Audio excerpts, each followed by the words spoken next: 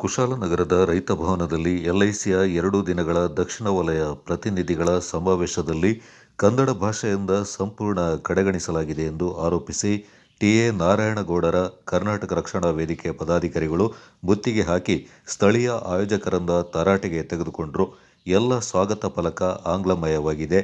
ಕನ್ನಡ ಕಡೆಗಣಿಸಿ ಇಂಗ್ಲಿಷ್ ಮತ್ತು ಹಿಂದಿ ಭಾಷೆಗೆ ಒತ್ತು ನೀಡಿರುವ ಬಗ್ಗೆ ಆಕ್ರೋಶ ವ್ಯಕ್ತಪಡಿಸಿದರು. ಕರವೇ ನಗರಾಧ್ಯಕ್ಷ ಯೋಗೇಶ್ ನೇತೃತ್ವದಲ್ಲಿ ಮುತ್ತಿಗೆ ಹಾಕಿದ ಪದಾಧಿಕಾರಿಗಳು ಕನ್ನಡ ಭಾಷೆ ಮರೆತು ನಡೆಸ್ತಾ ಇರುವ ಕಾರ್ಯಕ್ರಮವನ್ನು ಖಂಡಿಸಿ ಹೋರಾಟದ ಎಚ್ಚರಿಕೆಯನ್ನು ನೀಡಿದರು. ಕೇರಳ ಮತ್ತು ತಮಿಳುನಾಡಿನಿಂದ ಸಮಾವೇಶಕ್ಕೆ ಎಲ್ಐಸಿ ಏಜೆಂಟರು ಆಗಮಿಸಿದ್ದು ಅವರಿಗೆ ಕನ್ನಡ ಭಾಷೆ ಬಾರದ ಕಾರಣ ಈ ವ್ಯವಸ್ಥೆ ಮಾಡಲಾಗಿದೆ ಎಂದು ಸ್ಥಳೀಯ ಏಜೆಂಟರು ಸಮಜಾಯಿಷಿಕೆ ನೀಡಿದರೂ ಸುಮ್ಮನಾಗದ ಕರವೇ ಹೋರಾಟಗಾರರು ಕನ್ನಡಕ್ಕೆ ಮೊದಲ ಆದ್ಯತೆ ನೀಡುವಂತೆ ಎಚ್ಚರಿಸಿದರು. ನಂತರ ಸಮಾವೇಶ ಪ್ರಮುಖರು ಅಚಾತುರ್ಯದ ಬಗ್ಗೆ ಕ್ಷಮೆಯಾಚನೆ ಮಾಡಿದರು.